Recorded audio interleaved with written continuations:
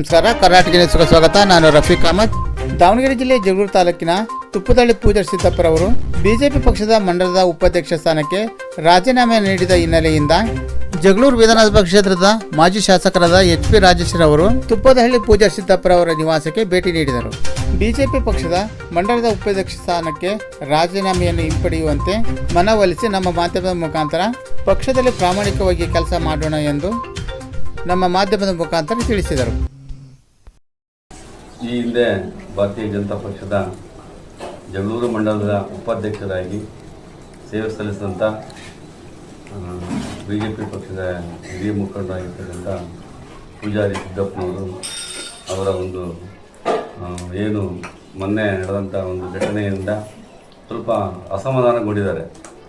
ಹಿನ್ನೆಲೆಯಲ್ಲಿ SC ಮೋರ್ಚಾ ಮಾಡೋ ಸಂದರ್ಭದಲ್ಲಿ ಕೆಲವು ಪದಾಧಿಕಾರಿಗಳ ಆಯ್ಕೆಯಲ್ಲಿ ವ್ಯತ್ಯಾಸ ಆಗಿರೋದ್ರಿಂದ ನಮ್ಮ ಪೂಜಾರಿ ಸಿದ್ದಪ್ಪನವರು ಮನನೊಂದು ಇವತ್ತು ನಮ್ಮ BJP ಪಕ್ಷಕ್ಕೆ ರಾಜೀನಾಮೆ ನೀಡುವಂಥ ಒಂದು ಹೇಳಿಕೆಯನ್ನು ನಾನು ಪೇಪರ್ನಲ್ಲಿ ಓದಿದೆ.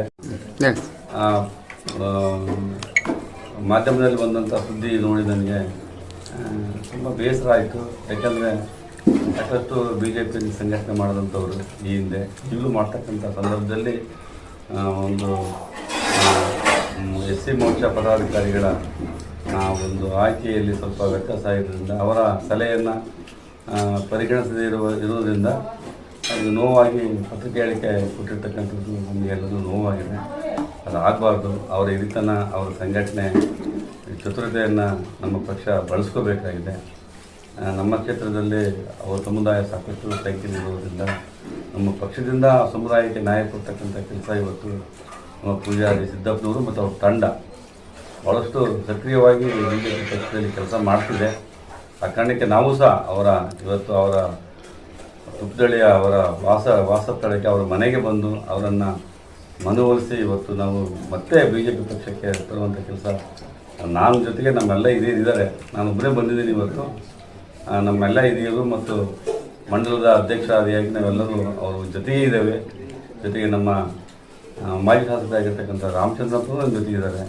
ಅವ್ರ ಜೊತೆಗೆ ಸೇರ್ಕೊಂಡು ನಾವು ಇವತ್ತು ಪೂಜಾರಿ ಸಿದ್ದಪ್ಪನವ್ರನ್ನ ನಮ್ಮ ಪಕ್ಷಕ್ಕೆ ಮರಳಿ ತರುವಂಥ ಕೆಲಸ ನಾವು ಇವತ್ತು ಮಾಡ್ತಿದ್ದೀವಿ. ದಯವಿಟ್ಟು ಇವತ್ತು ಪೂಜಾರಿ ಸಿದ್ದಪ್ಪನವ್ರಿಗೆ ಏನು ಮನಸ್ಸಿಗೆ ನೋವಾಗಿದೆ ಅದನ್ನ ಮುಂದಿನದಲ್ಲಿ ಸಂಘಟನೆ ವಿಚಾರದಲ್ಲಿ ಅವ್ರನ್ನ ಸಲಹೆಗಳನ್ನು ಪರಿಗಣಿಸಿ ಪಕ್ಷ ಸಂಘಟನೆ ಮಾಡಲಿಕ್ಕೆ ಅವ್ರನ್ನ ನಾವು ತೊಡಸ್ಕೊಂತೀವಂತ ಈ ಸಂದರ್ಭದಲ್ಲಿ ತಮ್ಮ ಮುಖಾಂತರ ಪೂಜಾರಿ ಸಿದ್ದಪ್ಪನವರಲ್ಲಿ ಮನವಿ ಮಾಡ್ಕೊಳ್ತೇನೆ ಅಂತ ದಯವಿಟ್ಟು ಬರಬೇಕು.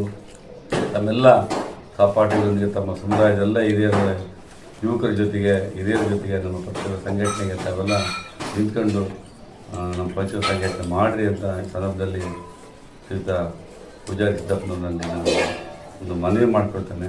ಆ ಕಾರಣಕ್ಕೆ ಇವತ್ತು ಸಿದ್ದಪ್ಪನವ್ರ ಇರಲಿ, ಏನು ಅವರು ನೋವಿದೆ ಆ ನೋವು ನಮ್ಮ ಮುಂದಿನದಲ್ಲಿ ಸರಿಪಡಿಸ್ತೇವೆ ಎಲ್ಲ ಸೇರಿ ಅಂತ ಹೇಳಕ್ಕೆ ಬಯಸಿ ನಾನು ಪೂಜಾರಿ ಸಿದ್ದಪ್ಪನ ಮತ್ತೊಮ್ಮೆ ನಮ್ಮ ಪಕ್ಷಕ್ಕೆ ಅವ್ರ ಹೇಳಿಕೆಯನ್ನು ಕೊಟ್ಟಿದ್ದಾರೆ. ಇವತ್ತು ಮಾಧ್ಯಮದ ಮುಖಾಂತರ ಅದನ್ನು ಹಿಂಪಡೀಲಿ ಅಂತ ಹೇಳಿ ಈ ಸಂದರ್ಭ ಹೇಳಕ್ಕೆ ನಾನು